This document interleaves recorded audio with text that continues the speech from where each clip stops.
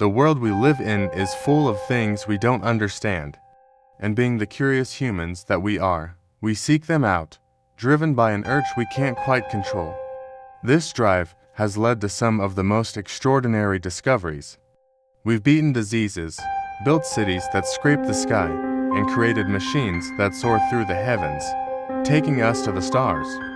If our ancestors could see us now, they'd likely view us as gods.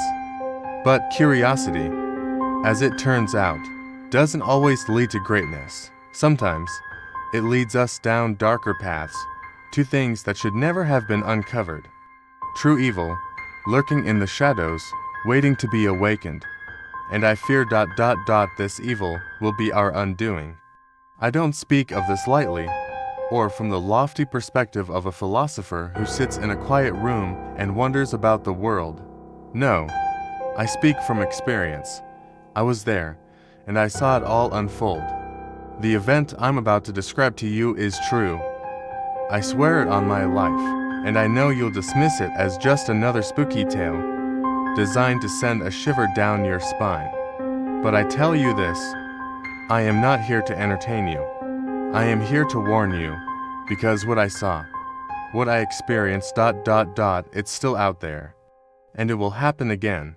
In 1971, a group of little-known scientists embarked on a project so secret, it was given the name Harbinger. I cannot, for personal reasons, reveal the identity of the lead scientist, so I'll refer to him as Zimmerman. Zimmerman's past is murky, a patchwork of rumors and whispers.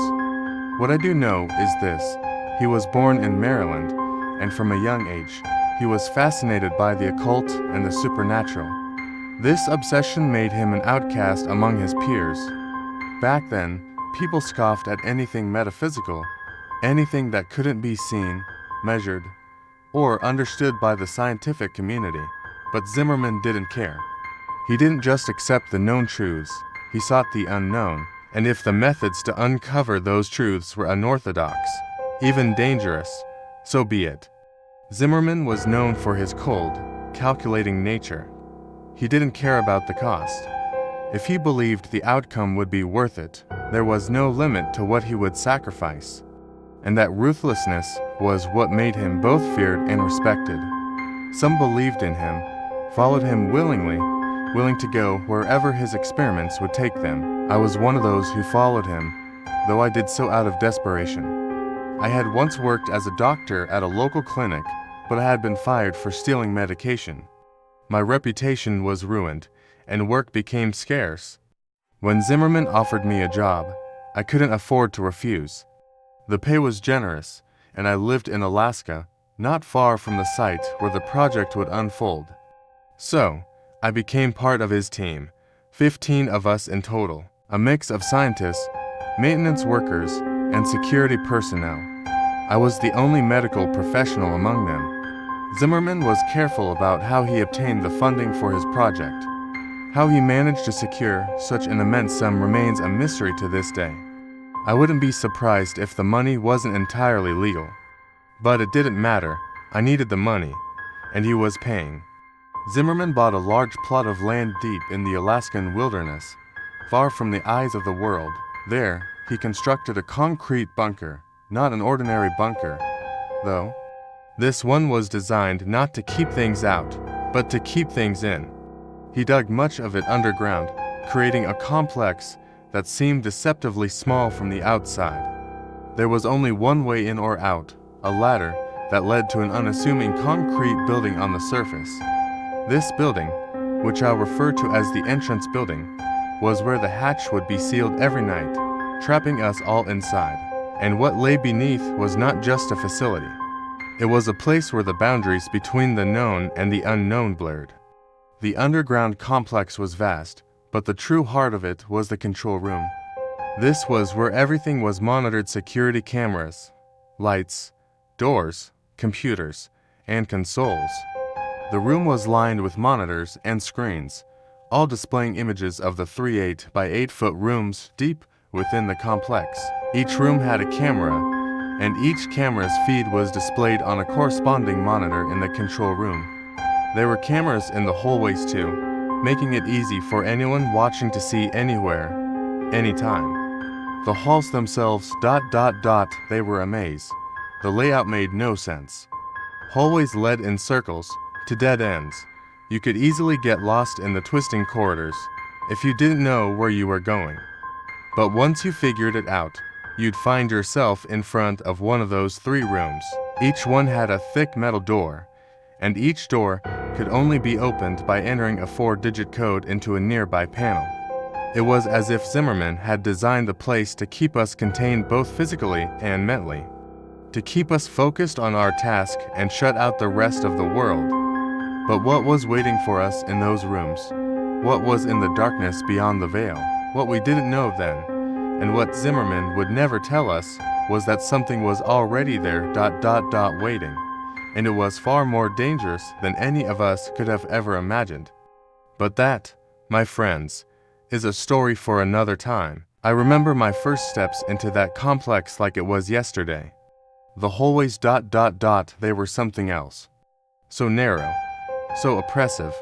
I've always had a fear of confined spaces, and those corridors seemed to close in on me with every step.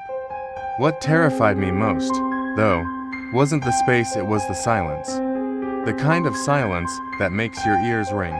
The kind that makes your thoughts feel like a shout in an empty room. In those corridors, it was as though the world had stopped turning. It was suffocating. You could almost hear the walls whispering. Thank God I didn't have to go down those hallways often. After all, I was the only medical professional in the entire facility. My work was mostly contained to the control room or the infirmary, so I rarely had to wander into the maze like hallways. In the beginning, I couldn't help but wonder why Zimmerman had even bothered to hire someone like me for a project like this. It didn't make sense. I thought it was strange. Until I learned the truth. The official story, the one Zimmerman had everyone believe, was that the Harbinger experiment was about studying the effects of isolation on the human mind. A simple psychological study, supposedly. But I'm sure you can guess by now, that wasn't the real reason. No, Zimmerman had a much darker goal. He was obsessed with the occult, with the supernatural, and he wanted proof. Not just any proof, he wanted the kind of proof that would silence all the skeptics. He was going to prove the existence of another world, a world beyond our comprehension. And he wanted to be the first one to breach that boundary. His method, though, that's what truly terrified me. Zimmerman believed he could open a portal between our world and theirs. He thought that by doing so, he could allow 3 entities, beings from this other world, to cross into our realm. And once they were here, he intended to trap them in one of 3 small, metal rooms. The rooms, each about 8 feet by 8 feet, were locked with a thick metal door and equipped with cameras to monitor anything that went on inside. Zimmerman had a theory. Any entity that crossed over would try to latch onto the nearest living creature, to possess it. He didn't want just any possession, though he wanted to trap a spirit inside a human body. He developed a special compound, something he claimed would keep the spirit from escaping once it had taken hold. The only way the spirit would leave the host was through death. He believed humans, with their strong wills, were the perfect vessels. And so, Zimmerman selected his subjects, each one vulnerable, each one expendable. There were 3 subjects in total. All of them were native Alaskans. All were outcasts in their own way. The first was a young man, desperate for money. The second was a woman. She looked like she had been struggling with addiction. The third was an older man, a drifter, with no family, no ties. They were chosen because they had nothing left. No one would miss them. They were perfect candidates for Zimmerman's experiment. I wish I could give you more details about them, but the truth is, I didn't know much. Zimmerman kept most of the information about them under lock and key.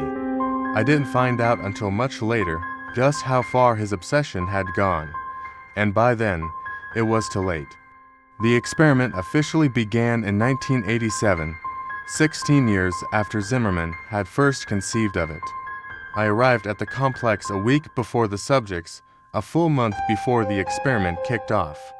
Zimmerman and his team were already there, as was the security staff. There was a clear divide between the two groups, those of us there for the money like me, and those who had been following Zimmerman for years, loyal to him and his vision. But when the clock struck 9 p.m. on October 15, 1997, none of that mattered. The experiment was about to begin. Zimmerman gathered everyone in the control room. He wanted us to witness his success, to see that his theories were true, that he wasn't just some madman. He wanted us to see what he had accomplished, and so, we all stood there, watching, waiting. Zimmerman turned to us and simply said, "Observe." Then he leaned into the microphone, his voice echoing through the facility as he began chanting in a language none of us recognized. It was strange, unsettling, like something ancient and otherworldly. We watched the 3 large monitors on the wall, each showing one of the rooms where the subjects had been locked away. The subjects themselves stood there, confused, staring at the monitors, unsure of what was happening. For a few minutes, there was nothing. Then, I felt it, a coldness, a dread that crept over me like a thick fog. I couldn't explain it, but I knew something was wrong. And then, the ground began to shake. Gently at first, but enough to send a ripple of panic through all of us. The lights flickered. The subjects, now frantic, began shouting for help. They ran around their rooms, banging on the walls, screaming. But Zimmerman didn't stop. He kept chanting, his voice steady as the panic built around us. It was then that the monitors began to glitch, the images warping into static. And that's when I knew something had crossed over. And we had no idea what we were dealing with. Everything went silent after that, too silent. The ground stopped shaking, the lights stabilized, but the air felt thick with something unnatural. The experiment had begun, but the horror was just starting. The air felt oppressive as we all stood there, staring at the monitors. It was as if the weight of the silence itself pressed down on us, each of us silently dreading what would happen next. The static on the screens persisted, making our nerves even more frayed. And then, just as the dread became unbearable, the screaming started. It was a woman's voice at first, filled with such raw pain and terror that it rattled us all. But it didn't stop there. Soon, the screams of men joined hers, merging into a horrific cacophony of agony. The sound felt like it was reverberating through the very walls of the compound, rattling our bones. Those of us there for the money exchanged terrified glances, but the followers of Zimmerman seemed unbothered. They were utterly unfazed. I couldn't help but wonder how they could remain so calm. The sounds of suffering reverberated through the compound, and I just wanted to flee, to never return. But deep down, we all knew Zimmerman would never let us leave. We were trapped, and there was no escape. The screaming continued for what felt like hours, but it was only around 10:13 p.m. when it finally ceased. The monitors still showed nothing but static. The silence that followed was suffocating, and we all stared, waiting for the monitors to come to life again and reveal what had happened, but no answers came. As soon as the noise ended, Zimmerman stood up and dismissed us for the night, ordering that we not return until 10 a.m. the next morning. Not that any of us were in any hurry to return, but we knew better than to argue. We left the control room and made our way to the cabins, our hearts heavy with fear. The night felt long, and sleep was elusive. I spent it tossing and turning, haunted by what had just happened and what was still to come. When morning came, we were all back at the entrance building. Tired, nervous, some of us visibly shaken, others still appearing unaffected. Zimmerman arrived just after 10 a.m., apologizing for his tardiness. He opened the hatch and descended the ladder into the dark depths of the compound. He seemed almost eager, an unsettling enthusiasm on his face. I was the first to follow him down. As I descended the ladder into the facility, the darkness felt more suffocating. The further I went, the heavier it became, pressing in on me like something alive. The concrete hallways, which had once felt merely unsettling, now felt like they were closing in on me. This place was no longer just a creepy underground bunker, it was something else. Something darker. Something evil had taken root here, and I could feel it crawling under my skin. We all could ... When my foot finally hit solid ground, I let out a quiet sigh of relief. The lights flickered to life, filling the room with their harsh, sterile glow. It was almost as if nothing had happened. The control room looked just as it had the night before, unchanged, undisturbed. But then I remembered the static-filled monitors, and my stomach churned. Slowly, I turned to face the screens again. I could feel my heart sink as I noticed that monitors 1 and 3 were still blank, still filled with static. The room felt colder, but then my eyes were drawn to monitor 2. The image that appeared on the screen was still, almost unnervingly so. The woman, the one who had been in room 2, was lying on the cold concrete floor. Her face was frozen in an expression of pure terror, gaunt, pale, lifeless. She was dead.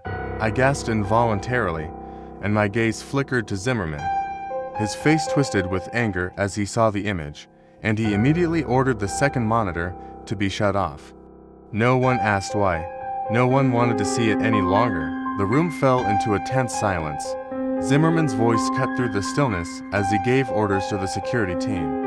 If the images on monitors 1 and 3 didn't return in the next 2 hours, they were to investigate the rooms.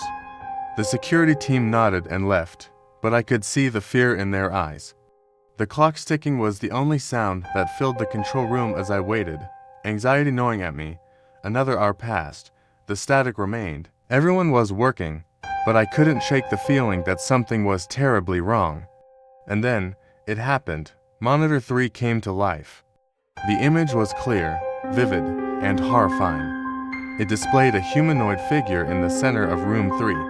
It was wearing the same jumpsuit that Subject 3 had been given, but the thing on the screen was no longer human. It was ... monstrous. Its body had changed in ways that defied logic. Its eyes were solid black, unnaturally large, and seemed endless gold, hollow. Its head had grown in proportion to those eyes, making it even more unsettling. The creature had lost all hair, its skin smooth and unnaturally clear, stretched tight over its now distorted frame. It was taller, too, its limbs stretching unnervingly long. Its arms hung down so low that they nearly brushed the creature's knees. The jumpsuit it wore now looked absurdly small on its elongated body. The transformation was impossible to ignore. What stood in that room was not the man who had entered. It was something else, something that should never have existed. Fear gripped me like a vice as I stared at the screen. The thing in the room was not part of Zimmerman's plan. It was clear now everything had gone horribly wrong. This was no longer an experiment. It was a nightmare, and none of us knew what to do. As the ground trembled beneath us, panic spread like wildfire through the room. The shaking intensified, rattling the walls, making it impossible to concentrate on anything for long. My heart pounded in my chest, the fear that had been steadily building in the pit of my stomach now flaring into full-blown terror. I had no idea what was happening, but I couldn't ignore the cold, primal instinct that made me look towards the monitor displaying Subject 3's room. The creature was still there, as it had been all along, staring directly at the camera with those endless black eyes. It was as though it was waiting for something, or perhaps it was watching us. The longer I looked, the more unnerving it became. I felt like it could see through me, its gaze piercing through the thick glass of the screen and straight into my very soul. I wasn't the only one who felt it. The others had stopped talking, frozen in place, as though they'd have felt the weight of that gaze. The entire room was tense, the air thick with unease, but then something changed. The creature's eyes flickered, just for a moment. A subtle shift, but it was enough to make everyone in the room freeze. It hadn't moved, its position hadn't changed, but that brief movement in its gaze felt like a signal, a warning. The shaking intensified again, and this time I wasn't the only one who looked towards the monitor. Everyone else in the room followed my lead, their eyes drawn to the screen, mesmerized by the creature's gaze. And then, it happened. The creature's head jerked forward, almost imperceptibly, as though it was testing the limits of the invisible barrier between it and us. The shaking stopped for a moment, and in the sudden silence, the eerie song that had been playing in the background seemed to grow louder, as though it was coming from everywhere deep within the walls, through the very ground beneath us. But now, there was something else. A new sound, faint at first, but unmistakable, a tapping. A rhythmic tapping coming from somewhere deep within the facility. The noise was steady at first, almost like the sound of footsteps, but then it grew louder, closer. The tapping was relentless, and it felt as if it was getting nearer by the second. Zimmerman and the others in the room exchanged nervous glances. Their faces were pale, but none of them spoke. The fear was palpable, thick in the air, suffocating. We all knew that whatever had happened to Subject 1 and whatever was happening to Subject 3 now, it was only the beginning. There was something far worse ahead. The tapping grew louder. It echoed down the hallway, now unmistakably coming from the direction of Subject 3's room. We all watched in silence, our eyes locked on the monitor, hoping praying that we were wrong, that it wasn't what we thought it was. And then, the door to Subject 3's room opened. It was an agonizingly slow movement, almost like something was reluctant to allow it. The door creaked as it slid open, revealing only darkness beyond. The rhythmic tapping stopped, replaced by a deep, guttural growl that seemed to emanate from the very bowels of the compound. We held our breath, and then, from the darkness, it stepped out. It was no longer the humanoid figure we had seen before. It was something more, something darker. It was tall, towering, its limbs twisted and elongated in unnatural ways. Its skin was a sickly, almost translucent white, stretched thin over its contorted form. The creature's eyes, still black and endless, gleamed with an intelligence that sent a chill straight to the core of my being. It was free, and it was coming for us. The panic in the room was instant. People screamed, some trying to run, others frozen in place, to terrify the move. Zimmerman shouted orders, his voice strained and cracking, but it was too late. The creature had already begun to move, its slow, deliberate steps echoing down the hallway towards us. I felt my heart race as I scrambled for the door, but it was as if the entire compound had turned into a maze. No matter how fast I ran, I couldn't escape the feeling that it was following me, getting closer with every step. As I reached the hallway, I could hear the others behind me, but I dared not look back. The only thing I could focus on was the door. The exit, the only chance we had at survival. But the sound of the tapping, it was still there, growing louder, more insistent. The darkness in the room seemed to press in on all sides, thick and suffocating. As the man finished his story, his voice barely more than a whisper, the silence that followed felt like a weight upon my chest. Every word he spoke lingered in the air, haunting and heavy, and the realization of what he had gone through settled deep within me like a cold hand gripping my heart. He spoke of horrors, of creatures, of a song that wouldn't let him go, and I could hear it now just as he had described it. The soft hum of Living in the Sunshine by Tiny Tim was creeping through the walls, the same song that had driven those poor souls to madness, and it was impossible to ignore. I didn't know whether I should feel fear or sympathy for the man. After all, he had survived, but at what cost?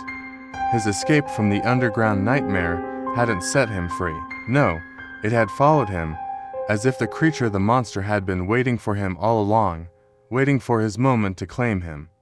The idea that the thing was still out there, somewhere, watching, stalking, made my skin crawl.